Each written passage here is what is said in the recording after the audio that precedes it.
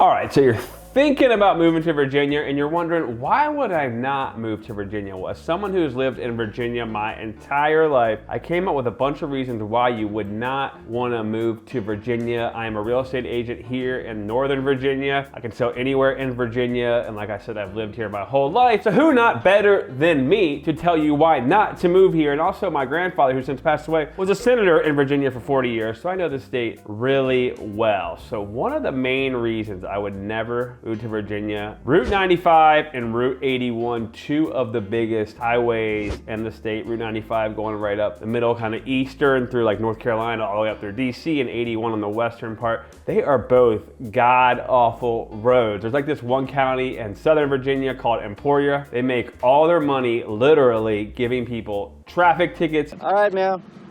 And over your license and registration. On 95 coming out of North Carolina and people traveling through Virginia, maybe they went on to Florida or something. So that is brutal. Then when you start to get up towards Richmond and you head around there and you go up through Fredericksburg to Manassas into Northern Virginia and DC, the traffic is god awful. There is always accidents on there. Truckers going left and right, speeding like crazy. And during this past winter, which we get some bad snowstorms here, people got stuck on there for 24 hours, including Senator Tim Kaine, which, you know, it was a nightmare. Like, it took them 24 hours to get people out, but every time I drive on that road, there's always an accident. And then Route 81, tons of truckers. So the highway system here is not that great. They are trying to make it a lot better, adding hot lanes and some more public transportation, but they're way behind on that. Number two is going to be the politics are all over the map. Growing up in a political family, I don't really pay attention to politics as much as I should, but I can tell you this right now. 1 year, a Democrat will win the governor. 4 years later, a Republican will win the governor. Well, I think it's kind of a good thing, but in Virginia, the governor can't run again. They can only run one time, and they can run again after another governor goes, and they can go back after that. But anyways, this is always a political swing state. So if you're really liberal and you're like, you know what, I gotta live in a real liberal place, or if you're super conservative, you know, you're like, I gotta be in a super conservative place, this is not the state for you. It swings back and forth all the time. The Biden administration won by like 20% in the presidential thing, and then we just got a conservative Republican governor, just won the governorship by like 10-15% and like a huge upset. Our elections are usually like off term, so they always are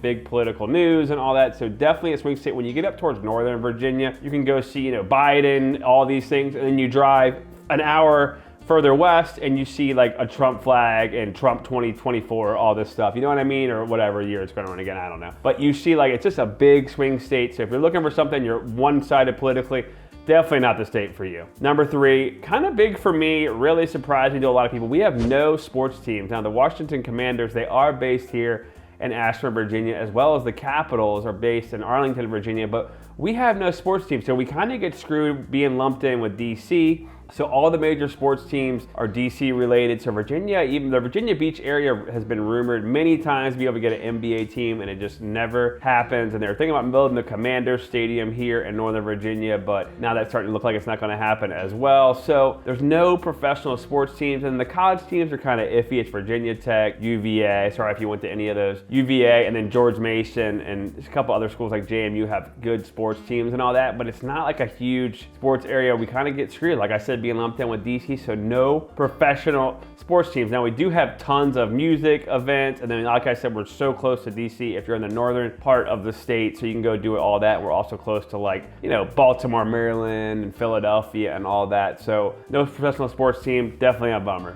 Number four, it is expensive to live in Virginia. Now it can really change depending on what part of the state, but when you go down to Virginia Beach or Norfolk or Richmond or like Arlington, Virginia, Fairfax, Virginia, they are very high expensive areas to live in with high cost of living, especially Northern Virginia. Arlington, Virginia is pushing at $850,000 average sales price, and I'm sure Virginia Beach and Richmond are like $500,000 or something like that. So very expensive state to live in, like cost of living wise and all that. So definitely keep that in mind. Now I will tell you, Virginia has some high paying jobs, and there's not too much more land when you get out to like a Northern Virginia, Virginia Beach, and Richmond they can keep building on. So there's not a lot of housing options. So that pushes the housing prices up here. And obviously Virginia relies heavily on federal government contracts being so close to DC and Department of Defense and all that. So it's just always people coming in and out. Next thing, the seasons here. We get 4 seasons. We can get a brutal winter. It won't be like as cold as you might see in New York, but it could snow here a lot. And when they do a pretty crappy job about getting all the roads clean and all that.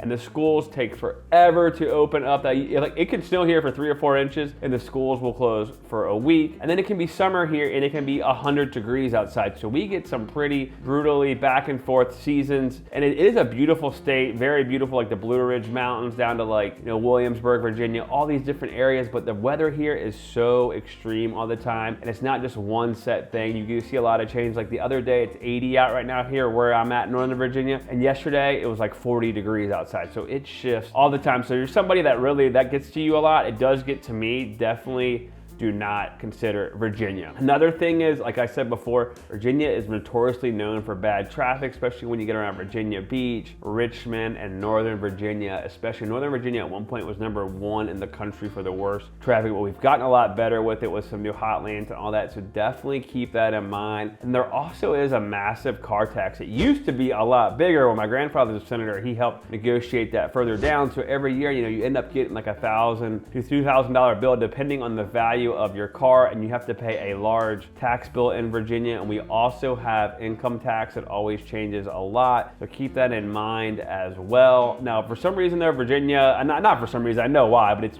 constantly ranked as one of the best states to do business in. So business-wise, it's very friendly for small businesses and all that, but individually, it can definitely get expensive when you own automobiles and all that. Another thing, which is kind of funny, we have 2 nuclear power plants. I was actually in Lake Anna, Virginia, which is a beautiful spot. And that was, and Mineral was right next to it, and that's where there was a major East Coast thing. And there's actually a power plant there, so when the freaking earth was shaking, I was freaking out, and the house I was in was jumping. There was a huge earthquake. I thought for sure that power plant was going down with it. Luckily it didn't, but there's 4 nuclear reactors in Virginia. So if you're someone that's like, I don't want to live anywhere near nuclear power plants, there's one down by Norfolk and there's one in the middle of the state at Lake Anna. Then the one in Lake Anna, that thing powers like parts of New York City, Cleveland. It's huge. So definitely that is not something to consider. Virginia's not a place to consider if you're not into nuclear power plants like the Simpsons or something like that. So other than that, Virginia honestly is not a bad state. I love living here. It is one of the best states to me by far. Does it have any downs? Of course it does, as I listed. But those right there are some main reasons I would definitely not move to Virginia. Definitely comment below if you live in Virginia. I want to know what your guys' thoughts are. Subscribe to this channel, and as always, I'll see you at the top or from the top.